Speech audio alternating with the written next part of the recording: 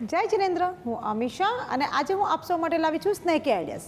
સાબુદાણા વડા અને સાબુદાણા ખીચડી તો આપ સૌએ ખાધી જ હશે, બટ આજે આપણે કંઈક સાબુદાણા સાથે નવી વાનગી બનાવશું. તો ચાલો આજે આપણે બનાવી રહ્યા છીએ ચીલી ચીઝ સાબુદાણા વડા. જેની તૈયારી કરી લઈએ. સૌથી પહેલાં આપણે સાબુદાણા લઈશું. હવે આપણી અંદર શેકેલા સિંગદાણા જે આપણે બારીક વાટી લીધા છે એને એડ કરી દઈશું.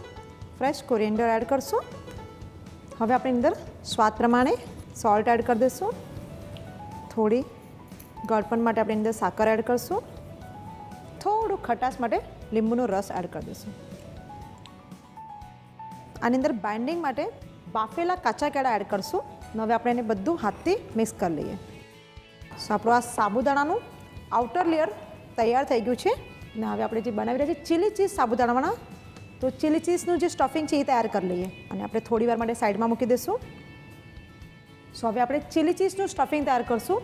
એની માટે આપણે બારીક વાટેલા લીલા મરચાં એડ કરશું, બારીક કટ કરેલા કેપ્સિકમ્સ, ગ્રેટેડ પનીર,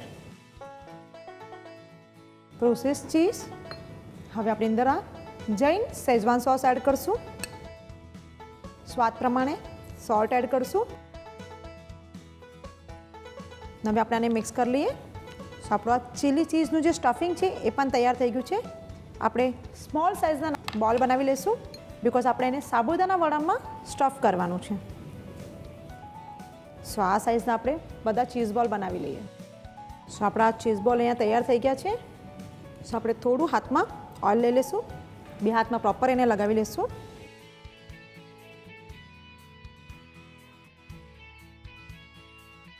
આ રીતે આની અંદર સાબુદાણા વડાની અંદર ચીલી ચીઝનું આ રીતે સ્ટફિંગ કરીને એને અગેન એને રાઉન્ડ શેપથી બોલ બનાવી લઈશું. સો આ રીતે આપણે બીજા બધા પણ સાબુદાણા સ્ટફ કરી લઈએ. સો આપણા બધા સાબુદાણા વડા સ્ટફ થઈ ગયા છે. બીજી બાજુ આપણું ઓઇલ પણ ગરમ થઈ ગયું છે. સો હવે આપણે એને ડીપ ફ્રાય કરી લઈએ.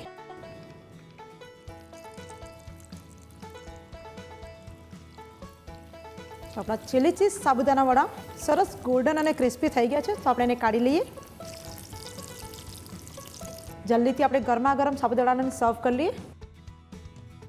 સો ગરમા ગરમ ચીલી ચીઝ સાબુદાણા વડા તૈયાર થઈ ગયા છે.